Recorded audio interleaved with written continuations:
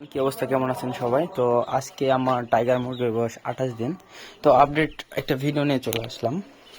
তো আজকে হঠাৎ করে দেখি কিছু মুরগি চুনের মতো পায়খানা করতেছে, মানে সবগুলো না, দুই একটা। তো তার কারণে আমি একটু ডক্টরের শরণাপন্ন হয়েছিলাম, মানে আমাদের গ্রাম্য যে পশু ডক্টর আছে। তো তার কাছে যাবার পরে সে ইউরোকট নামের একটা মেডিসিন দিল। দেখুন, আমি দেখাচ্ছি। এই মেডিসিনটা দিছে আমাকে, ইউরোকট। তো এই মেডিসিনটা খাওয়ালে নাকি সুস্থ হয়ে যাবে। তো মোটামুটি 3 ঘন্টা আগে দিছি, এখন পর্যন্ত দুই একটা তো পায়খানা করতেছিল চুনা, তো বুঝতে পারতেছি না কি অবস্থা। তারপরেও আমার টাইগার মুরগির আজকে 28 দিন বয়স। তো আজকে কিছু মুরগি ওজন করলাম। তো ওজনে দেখতেছি আমার হচ্ছে 28 দিনে সবচেয়ে বড় যেটা আমার চোখের আন্দাজে আর কি, সেটার ওজন আছে 840 গ্রাম। আর হচ্ছে যেটা হচ্ছে সর্বনিম্ন, সেটা ধরা যাবে না, কারণ ওইটা হচ্ছে একদম মানে বাচ্চা, মানে অসুস্থ ছিল। ওটা 450 গ্রাম হয়েছে। তো বড় চাইতে সবগুলো বড়।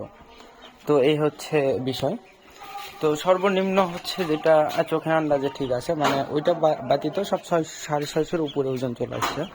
তো এই অবস্থা। তো আমার ব্রয়লার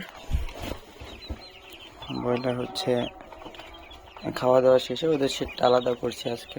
ওই পারে ছিল, হয়তো বা ভিডিওতে দেখছেন। আর আজকে এইখানে নিয়ে আসলাম।